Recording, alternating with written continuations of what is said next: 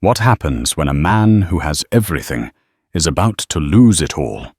In the heart of New York City, on the 87th floor, billionaire Jacob Croft was a titan on the edge of a cliff. He unleashed his fury on a young waitress over a simple mistake intending to ruin her. But he never expected her response. She didn't cry. She didn't apologize.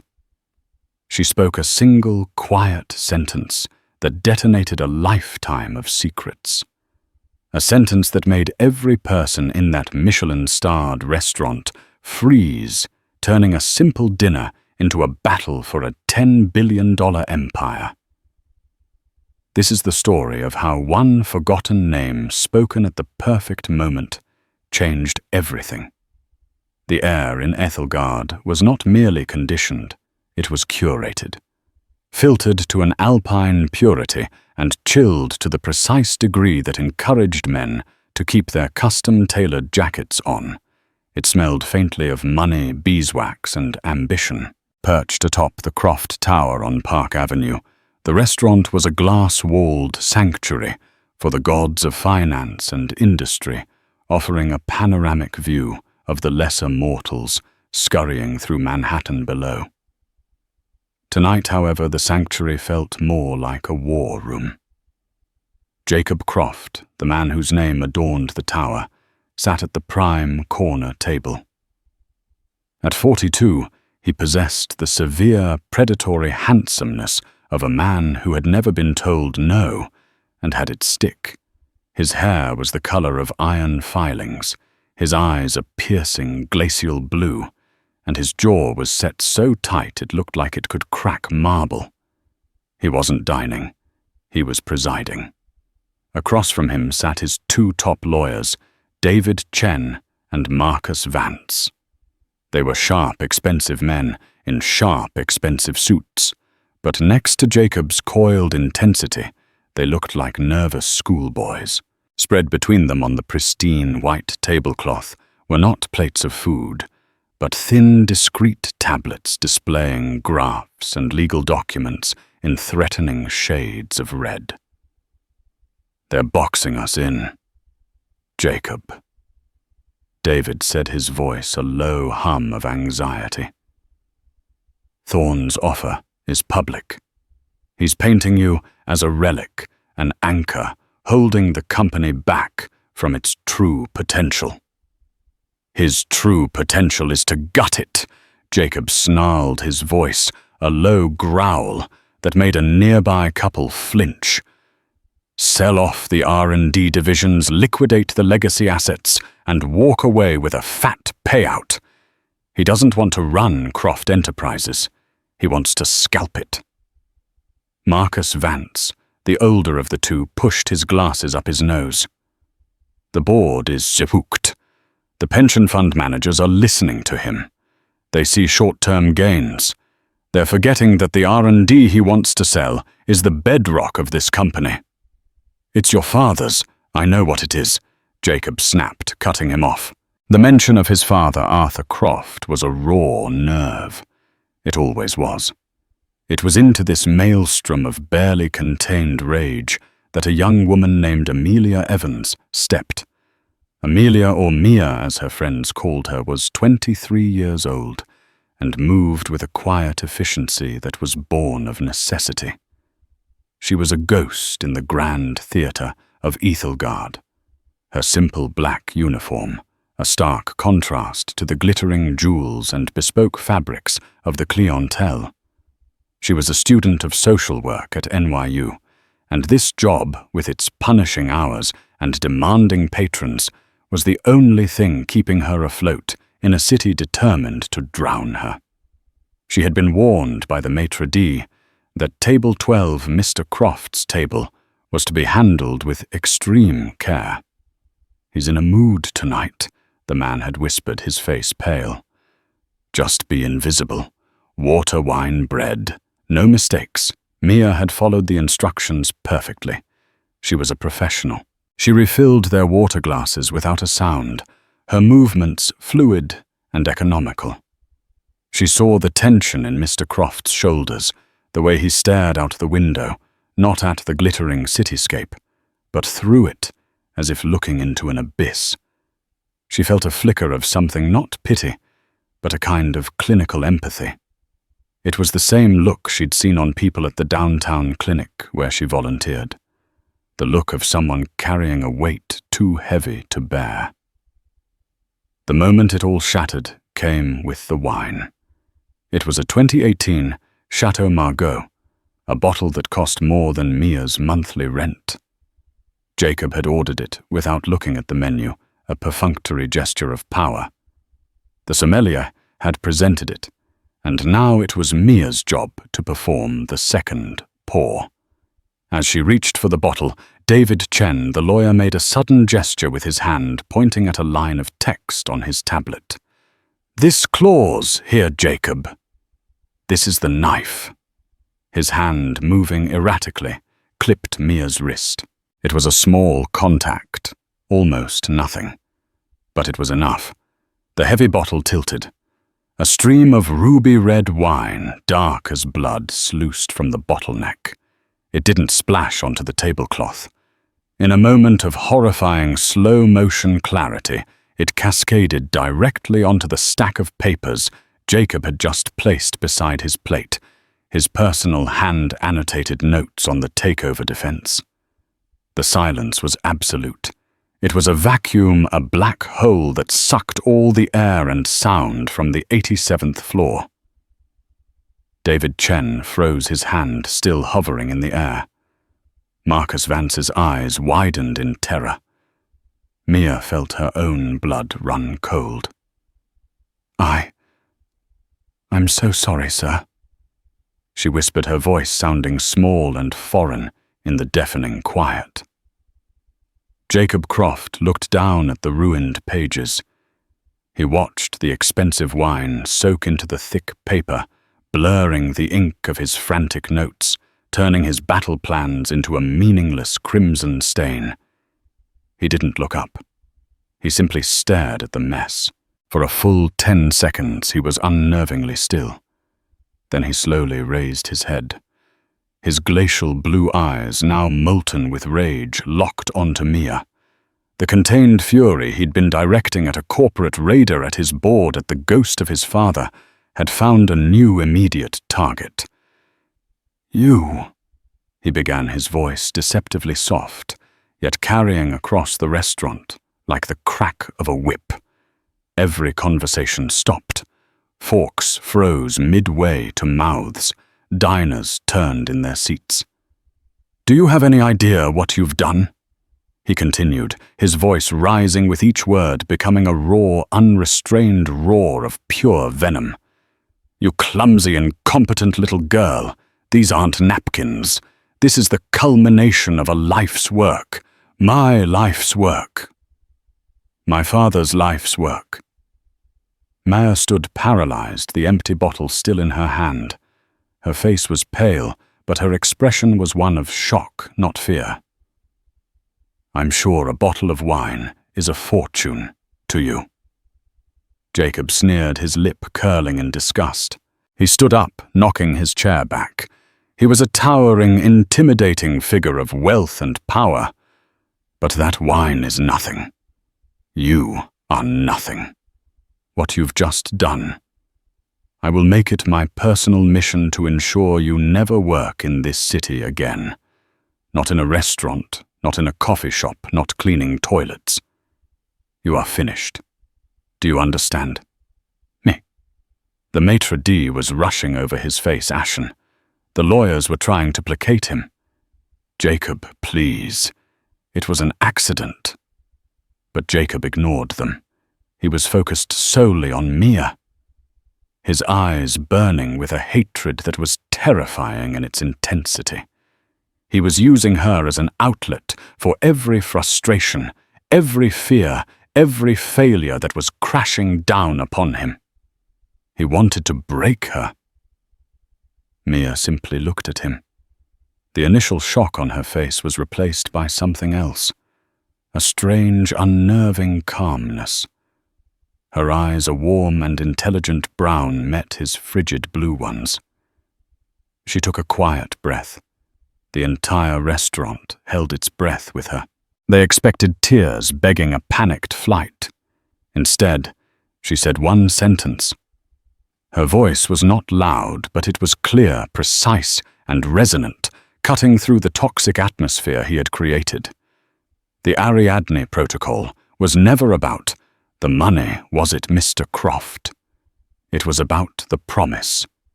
The world stopped. David Chen and Marcus Vance froze mid-gesture, their mouths slightly agape. The maitre d' stopped in his tracks. The whispers from the surrounding tables died instantly, but their reaction was nothing compared to Jacob Croft's. The rage vanished from his face as if slapped away. The color drained from his skin, leaving him looking ghastly under the restaurant's soft lighting. His jaw, which had been clenched in fury, went slack. His piercing eyes lost their focus, replaced by a profound, shell-shocked confusion. He stared at the waitress, this young woman in a simple black uniform, as if she had just spoken to him in a language only 2 people on Earth had ever known. Ariadne. It wasn't a project. It wasn't a product. It was a ghost. A secret name, a private covenant between his father, Arthur Croft, and his most brilliant engineer. A name Jacob hadn't heard spoken aloud in 20 years. And this girl, this waitress, had just said it. The silence in Ethelgard stretched for an eternity. It was no longer a silence of shock at a billionaire's outburst, but one of deep, unnerving mystery.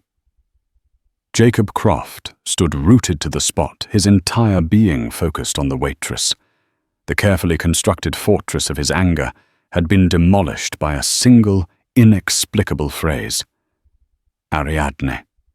The name echoed in the chambers of his memory. It wasn't a file in a cabinet. It was the name his father, Arthur Croft, had given to a philosophy. It was a pet project, a series of experimental designs for sustainable humanitarian technology that had no immediate commercial value. His father and his lead engineer, a quiet, brilliant man, would spend weekends in the old workshop, sketching designs that were more art than commerce. "This is our promise, Jacob," Arthur had told him once when Jacob was just a boy. "A promise that we never forget why we build. Ariadne is the thread that leads us out of the labyrinth of pure profit." Jacob swallowed his throat, suddenly dry. He looked at Mia, truly looked at her for the first time. She wasn't just a clumsy waitress. There was an intelligence in her gaze, a self-possession that was utterly incongruous with the scene he had just created. With a flick of his wrist, he dismissed his lawyers. "Leave," he commanded, his voice now a hoarse whisper. "Jacob, the board call." David started. "Now." The 2 men, bewildered, gathered their tablets and retreated, casting confused glances back at the waitress who had somehow broken their boss. The maitre d', sensing a shift in the quantum fabric of his restaurant, simply bowed his head and backed away, gesturing for the other staff to give the table a wide berth. The universe of Ethelgard had shrunk to just 2 people, the billionaire and the waitress. "Sit down," Jacob said. It wasn't a request. Mia didn't move. She met his gaze evenly. "You owe me an apology." His eyes widened slightly. The audacity of it. After he had just threatened to obliterate her future, she was demanding an apology. A lesser man would have reignited his rage. But Jacob was beyond rage now. He was in uncharted territory. He was intrigued and terrified. He started the words, feeling foreign in his mouth. "I apologize. My behavior was unacceptable.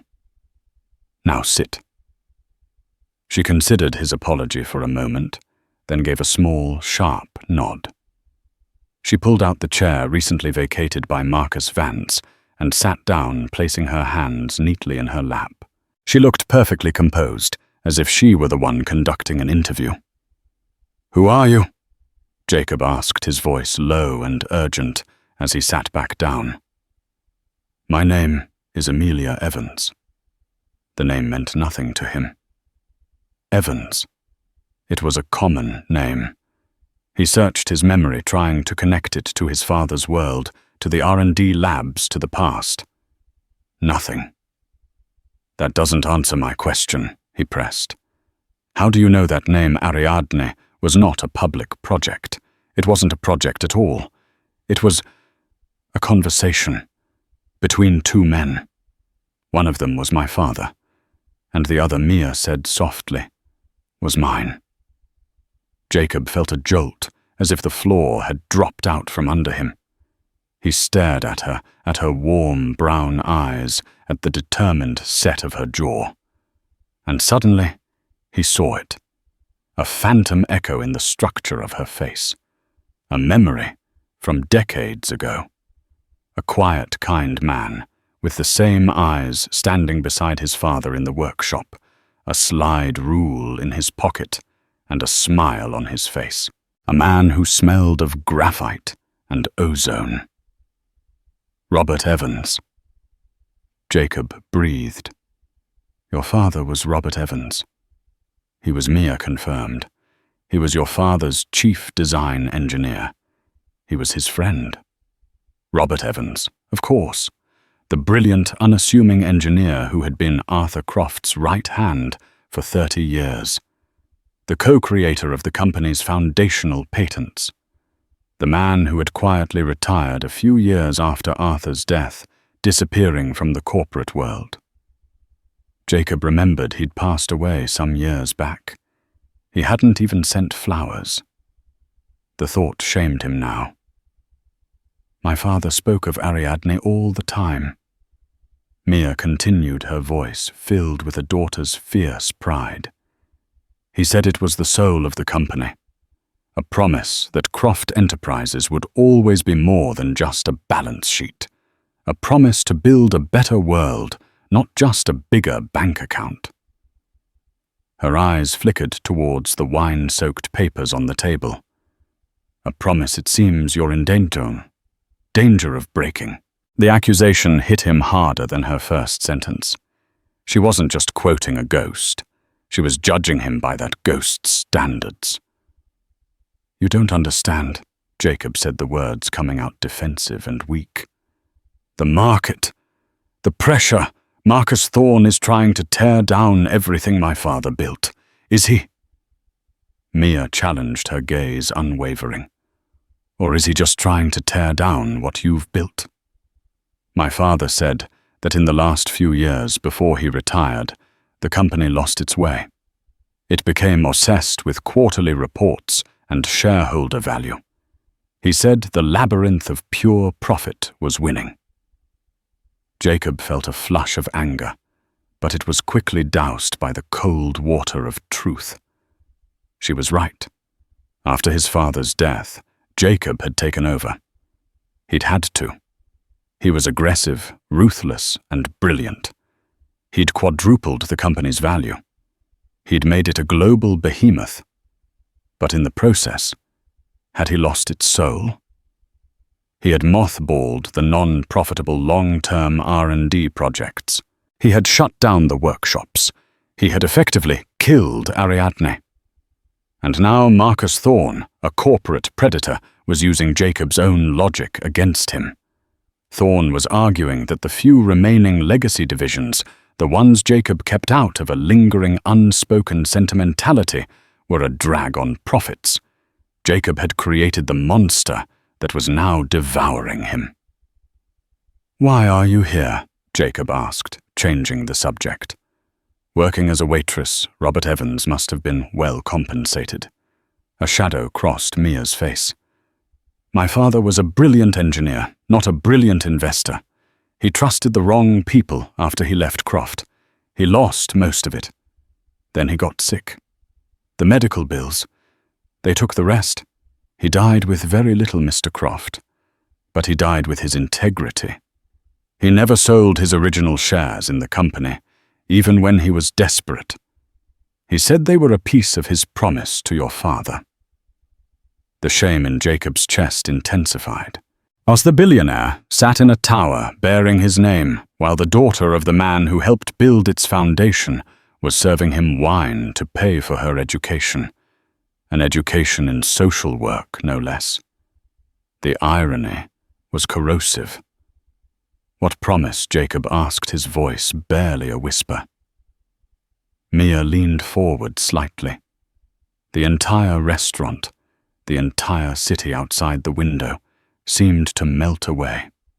There was only the table, the stained papers, and the weight of two fathers in the air between them. The promise of the thread, she said, her eyes locking onto his. Ariadne gave Theseus a thread to find his way out of the Minotaur's labyrinth. My father believed the Ariadne Protocol was the thread that would always lead Croft Enterprises back to its true purpose if it ever got lost. He told me he and your father built something into the company's foundation, a fail-safe, something hidden in the charter tied to his and your father's original patents. Jacob stared at her, his mind racing. A fail-safe. In the charter, he and his lawyers had been over the corporate bylaws 100 times. They were looking for legal loopholes, financial defenses. They had never thought to look for a philosophical one, a ghost in the machine.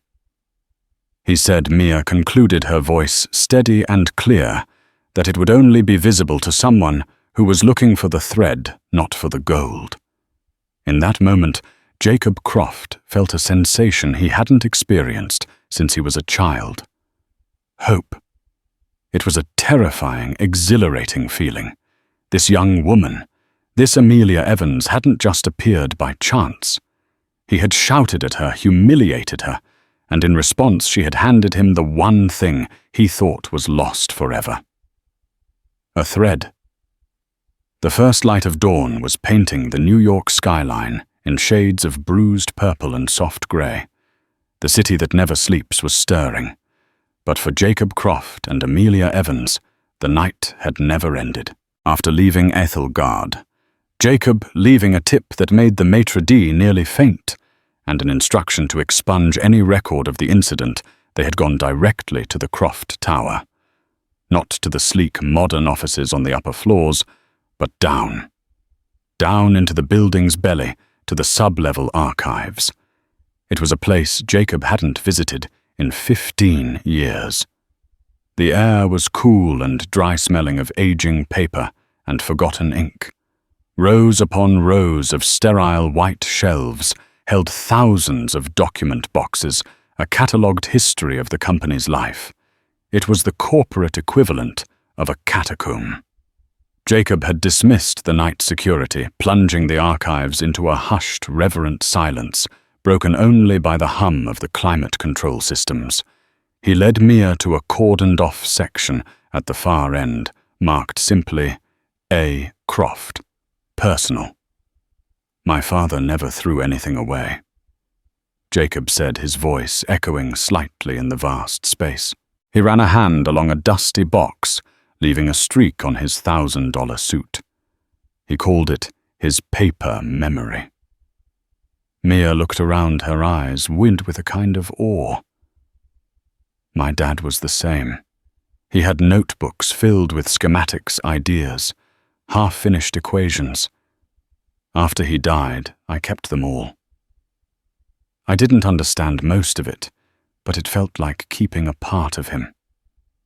This shared experience, this bond over their father's peculiar habits, created a fragile truce between them. The power dynamic had been irrevocably scrambled.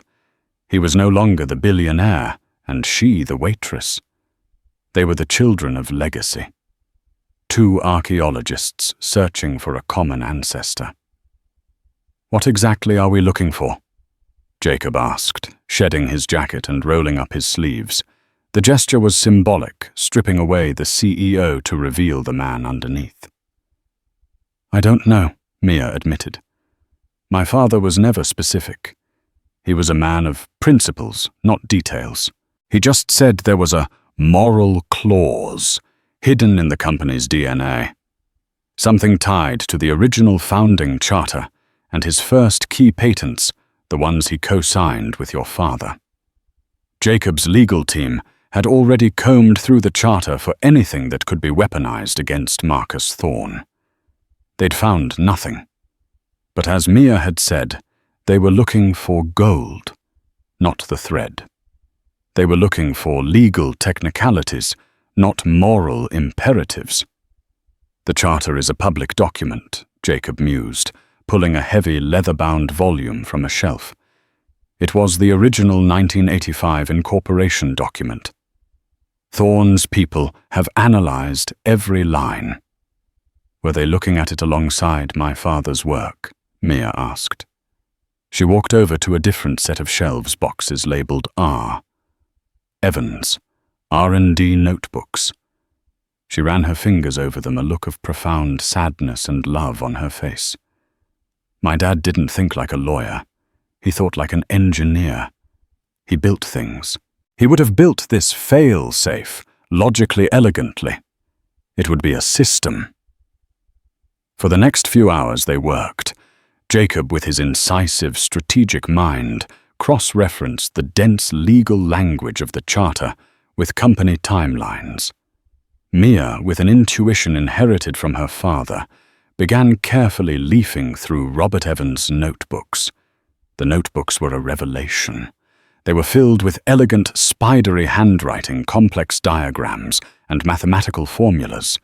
But scattered among the technical data were personal asides, philosophical musings, and quotes from poets and scientists. It was a map of a beautiful mind. "Look at this," Mia said, her voice hushed with discovery. She pointed to a page from a notebook dated early 1986, shortly after the company went public. Jacob leaned over her shoulder. On the page was a complex schematic for a data encryption algorithm, but in the margin, his father Arthur had written a note. "Rob, this is more than just security. This is the lock. Where is the key?" Below it, in Robert Evans' hand, was the reply. "The key isn't a thing, Art. It's a condition. It's in the promise." "The promise," Jacob murmured. He felt a prickling on his skin. This was it. This was the trail. He strode back to the charter, his mind racing. Lawyers read a document for what it says. Engineers read a blueprint for what it does. We've been reading this the wrong way. He laid the heavy book open on a large table. Mia brought over her father's notebook. They began a painstaking process, comparing dates, cross-referencing terminology. Jacob focused on the driest, most boilerplate sections of the charter, the ones his legal team had skimmed over as standard. Section 7. Subsection B. Corporate purpose and social responsibility. It was a vague, flowery paragraph about innovation and community betterment, dismissed by everyone as corporate fluff from a bygone era. "Everyone thinks this is just," Pierre Jacob said. "Empty words." "My father never used empty words," Mia countered. She scanned the paragraph, her brow furrowed in concentration. Then her eyes lit up. Wait. That phrase, sustainable equilibrium between stakeholder profit and societal progress. My dad used that exact phrase in his notes. She quickly flipped through her father's notebook, her fingers flying. She stopped on a page filled with what looked like impenetrable equations. Here. It's the title of a theoretical model he was working on. The SESP model. Sustainable Equilibrium for Societal Progress. She pointed to a footnote. It's directly linked to Patent 4815-162, his foundational data integrity patent. the one that all of Croft's modern network security is still based on. A jolt went through Jacob. Patent 4815162 was one of the company's crown jewels. It was so fundamental that it was considered untouchable. "Get me the file for that patent," Jacob said, his voice tight with excitement. He located the file, a thick manila folder filled with technical drawings and legal registration forms. He spread the documents out next to the charter and the notebook. The three documents, created years apart for different purposes, were now part of a single treasure map. And then they saw it. It was so simple, so elegant, it had been invisible to anyone who wasn't looking for it. A clause in the patent's user agreement, usually an unread wall of text, contained a single highly unusual line. It stipulated that the patent's use was conditional upon the company adhering to the principles outlined in its founding charter, specifically referencing the concept of sustainable equilibrium.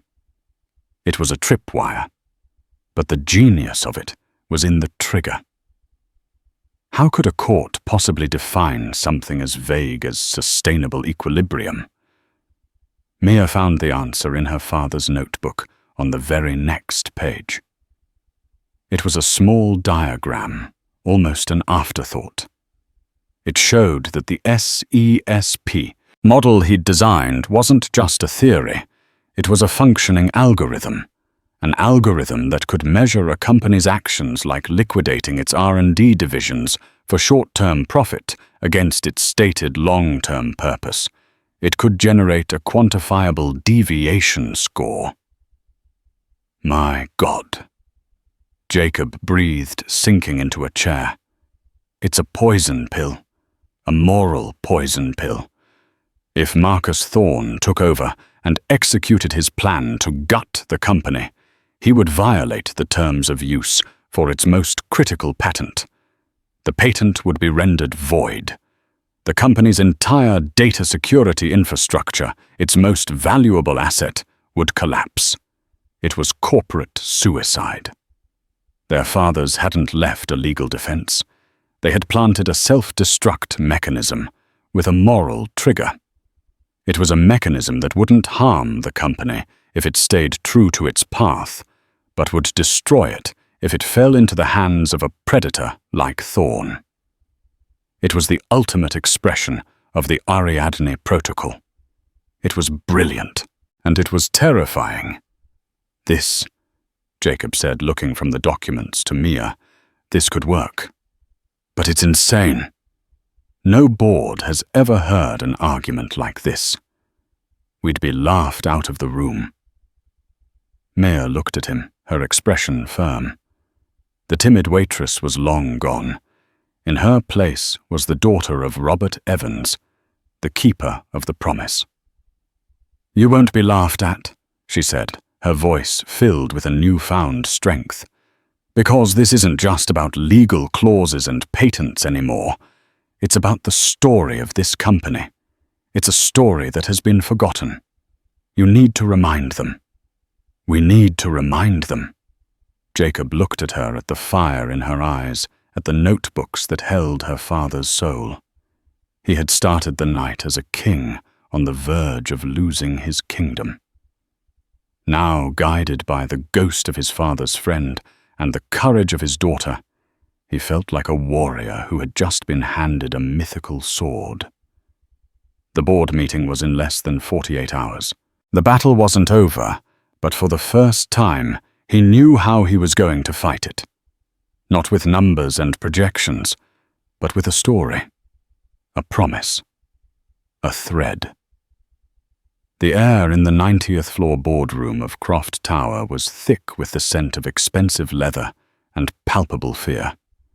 It was a vast, intimidating room dominated by a monolithic obsidian table that reflected the grim faces of the 12 board members seated around it. The panoramic windows displayed a brilliant, indifferent blue sky, a stark contrast to the storm brewing within. At one end of the table sat Jacob Croft. He was impeccably dressed, but there was a new quality to his stillness. It wasn't the coiled tension of their last meeting. It was a deep, settled calm. Beside him, to the surprise and consternation of everyone present, sat Amelia Evans. She was in a simple professional grey dress, looking completely out of place, and yet somehow perfectly composed. Her presence was a question mark hanging over the entire proceeding. At the other end, exuding an aura of victory, sat Marcus Thorne. He was a sleek, silver-haired predator, his smile sharp and confident. His team of bankers and lawyers flanked him like a pack of jackals, their faces smug. They had the votes. They had the momentum. This meeting was in their minds a mere formality before the feast. "Ladies and gentlemen," Thorne began, his voice smooth as silk and sharp as glass. "Let's not waste time. My offer is generous. It provides immediate, substantial returns for every shareholder. It streamlines Croft Enterprises for a profitable 21st century future unburdened by sentimental, low-yield legacy projects." He gestured dismissively in Jacob's direction.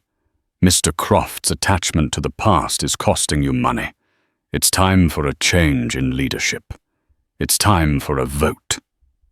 Several board members nodded, their expressions a mixture of greed and resignation. They were ready to fold. Jacob let the silence settle before he spoke. He didn't look at Thorne. He looked at each board member one by one, making eye contact. "Mr. Thorne is right about one thing." Jacob began, his voice even and strong. "This is about the future of Croft Enterprises. But he and perhaps some of you have forgotten what this company is. You see a ticker symbol. You see assets and liabilities.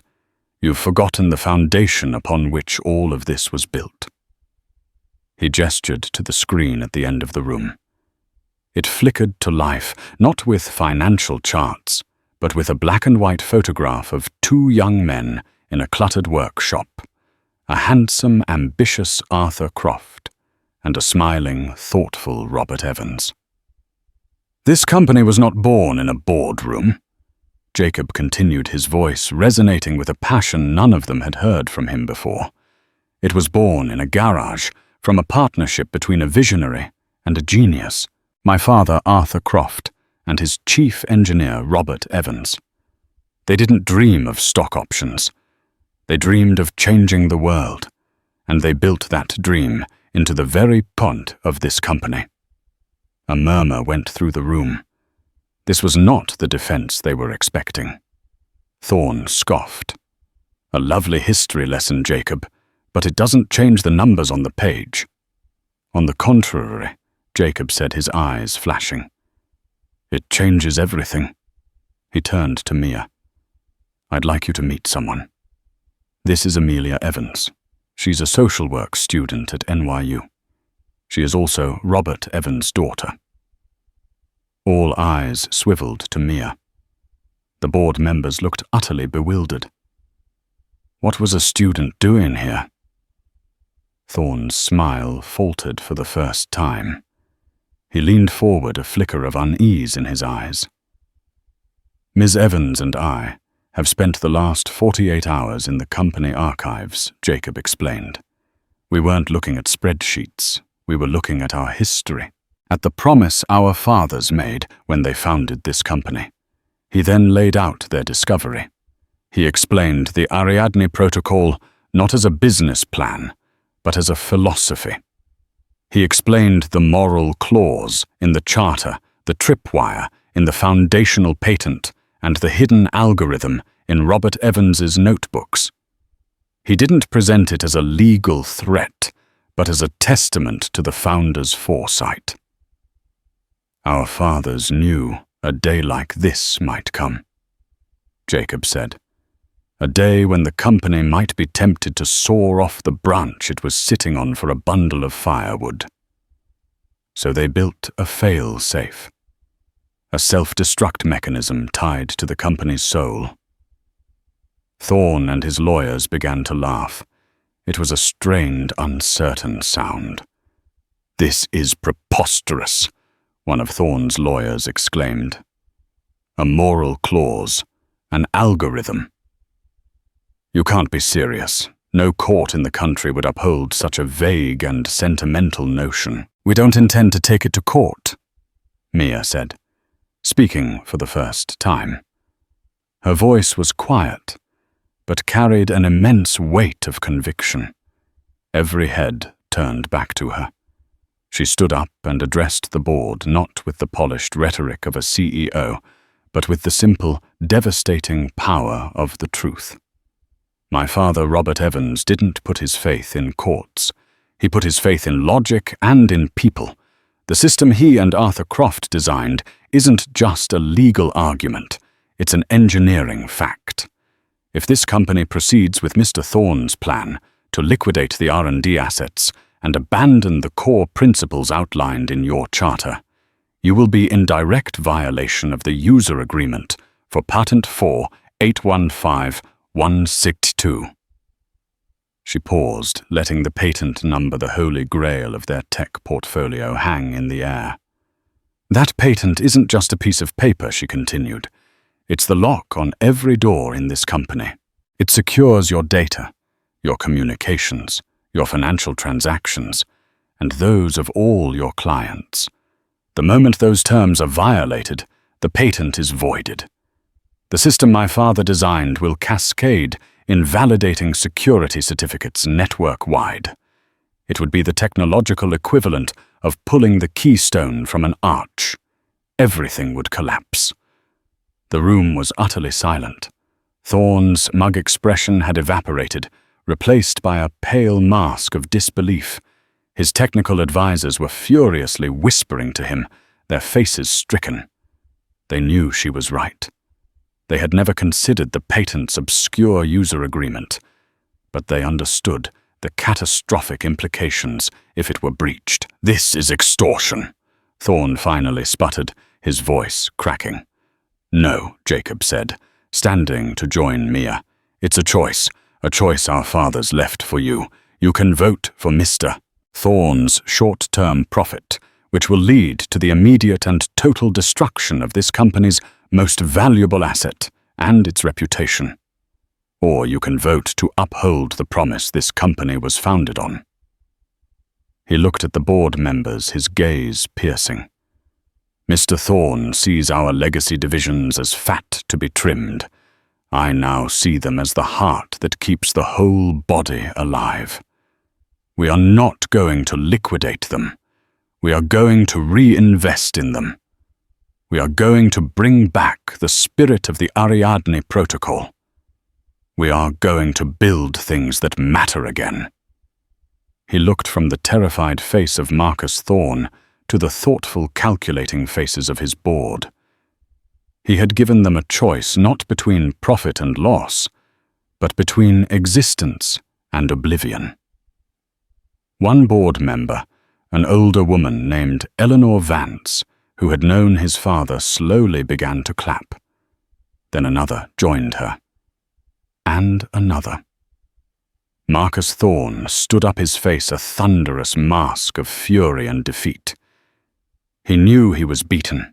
He had been outmaneuvered not by lawyers or bankers, but by a ghost from a workshop and a 23-year-old student. Without a word, he turned and stormed out of the room, his entourage scrambling behind him. The hostile takeover was over. Jacob Croft looked at Amelia Evans, and for the first time since his father's death, he felt the crushing weight lift from his shoulders. They hadn't just saved the company, they had resurrected its soul. 6 months had passed since the boardroom showdown that had sent shockwaves through New York's financial district. Winter had thawed into a vibrant summer, and within Croft Tower, an even more profound transformation was underway. The 90th floor boardroom, once a cold cathedral of fear, was unrecognizable. Jacob Croft stood alone in the center of the room, not as a king surveying his domain, but as a craftsman inspecting his work. The monolithic obsidian table, a black mirror that had reflected countless anxious faces, was gone. In its place stood a magnificent round table crafted from light, warm oak. Its circular shape, a deliberate statement against the hierarchical seating of the past. The heavy throne-like chairs had been replaced with seating that was elegant but equal. One wall, previously bare, was now a living wall, a vertical garden of lush ferns and mosses that purified the air and filled the space with a faint, earthy scent. The opposite wall featured a single beautifully framed photograph, a black and white image of a young Arthur Croft and a smiling Robert Evans leaning over a workbench cluttered with tools and dreams. Jacob ran a hand over the smooth grain of the new table. He had personally overseen the redesign, a process his old self would have delegated with a contemptuous wave. But this act was a necessary exorcism. He wasn't just renovating a room. He was dismantling a monument to his own past, a past defined by isolation, aggression, and a crippling fear of failing his father's legacy. He had been so terrified of losing the kingdom that he had locked himself in the keep, forgetting the fields and the people it was meant to protect. The door slid open with a soft hiss, and Amelia Evans entered. The simple grey dress from the boardroom had been replaced by a professional but understated style that was entirely her own. She carried a tablet and moved with a quiet confidence that had fully displaced the harried energy of a student juggling shifts. She was no longer an intruder in this world. She was an essential part of it. "Good morning, Jacob," she said, her smile lighting up her face.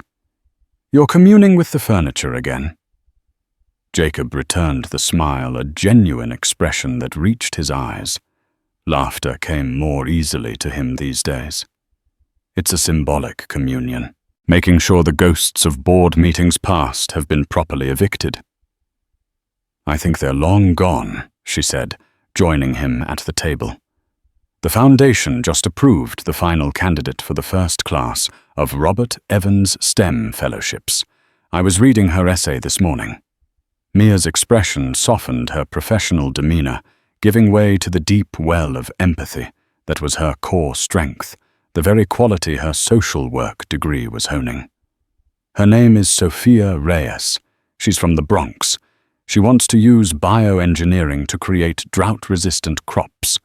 In her essay, she wrote, "Science without humanity is just data. I want to make it a harvest." Jacob felt a familiar pang in his chest, a feeling of profound, humbling pride.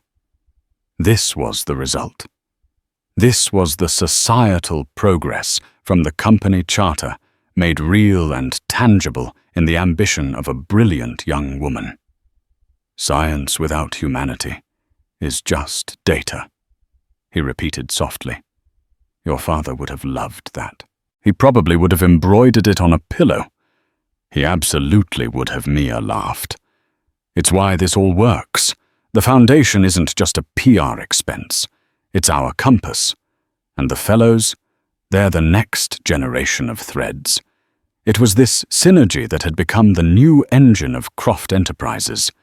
Jacob, leveraging his formidable strategic mind, had launched the Ariadne Initiative, a bold reinvestment into the company's own R&D divisions.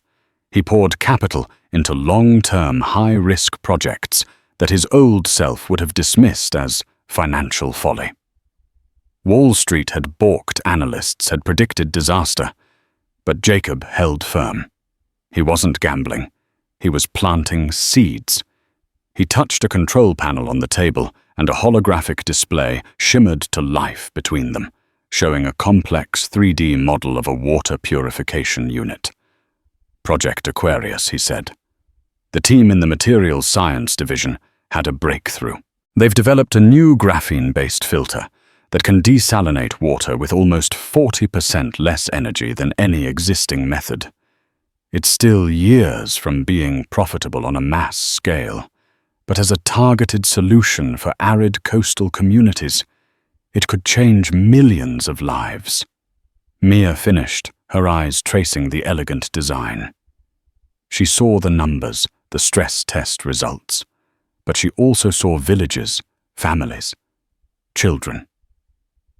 It was this dual perspective, his strategic vision and her human-centric focus, that now guided every major decision. Jacob nodded, zooming in on a technical specification. My old self would have looked at the 5-year profit projection for this and killed it in a heartbeat. I would have called it a sentimental waste of resources. I would have demanded the team focus on something with a faster, higher return, like a more efficient touchscreen for a luxury car. He paused, looking at the glowing hologram with a kind of wonder. I was so blind. I thought the purpose of having all that capital was to acquire more capital, like a dragon hoarding gold it never spends. Mia studied him. The transformation was still remarkable. The harsh lines around his eyes had softened. The perpetual tension in his shoulders was gone.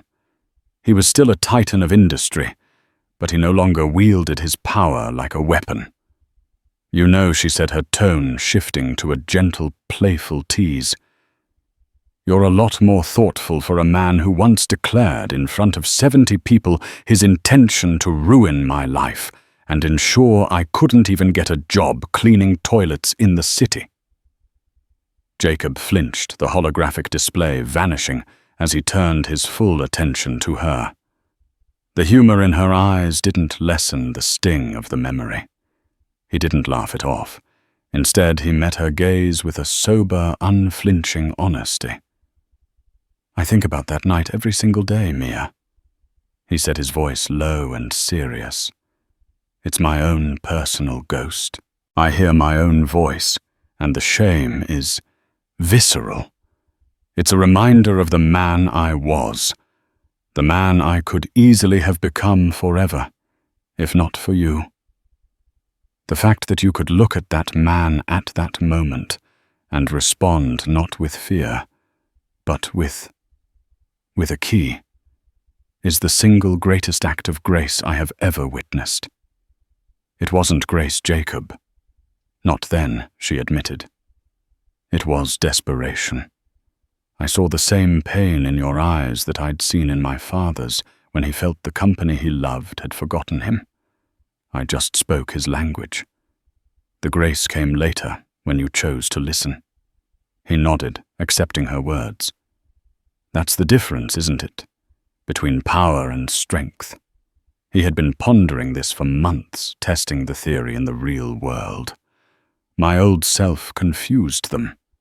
Power is the ability to shout down a room, to terminate a project, to ruin a person's career with a single phone call. It's a force exerted outwards. But strength is internal. It's the ability to listen to a dissenting voice, to admit you're wrong, to protect an idea that has no immediate value, to choose a harder path because it's the right one. He walked over to the wall and stood before the framed photograph of their fathers. Mia joined him, and they stood in comfortable silence for a moment, looking at the two smiling men from a different era. They had it right from the start, Jacob murmured. They knew that a company is more than an entity. It's a community. Its health is based on trust and a shared purpose. Thorne wanted to buy a list of assets. He never understood he was trying to buy a story. You can't buy a story. You can only become a part of it. And you have, Mia said, looking from the photo to his face. You've written a whole new chapter. My father died, feeling like his promise had been broken. But he was wrong. It wasn't broken. It was just dormant. Waiting. Jacob finally turned from the photo to look out the vast window at the sprawling city below. It no longer looked like a kingdom to be conquered, but a world to be served. A complex, interconnected web of stories, struggles and triumphs. He wasn't a lion, Mia said softly, coming to stand beside him, her reflection appearing next to his in the glass. The man I met that night. He wasn't a monster. He was just a man who had lost his thread in the labyrinth. All you needed was someone to remind you it was still in your hand. Jacob looked at their reflections, the billionaire and the former waitress, the strategist and the conscience, the son who had almost lost his way, and the daughter who had shown him the way home. He reached out not to touch her, but as if to touch that shared reflection in the glass, a testament to their unlikely world-changing partnership. The story of Croft Enterprises was finally truly continuing. In the end, this wasn't just a story about a billionaire and a waitress. It's a story about how we can all lose our way, and how sometimes the quietest voice can speak the most profound truth. Jacob Croft had all the power in the world, but it took Amelia Evans, the daughter of a forgotten genius, to show him what true strength was. She reminded him that a legacy isn't just what you inherit. It's what you choose to build and what you refuse to sacrifice. Their story proves that beneath the surface of every person, there is a history, a hidden strength, a thread that connects us all. What do you think? Could a single sentence really change a fortune? Let us know in the comments below. If this story moved you, please hit that like button, share it with someone who needs to hear it, and make sure you subscribe to our channel for more incredible true-life stories that will make you think. Thank you for watching.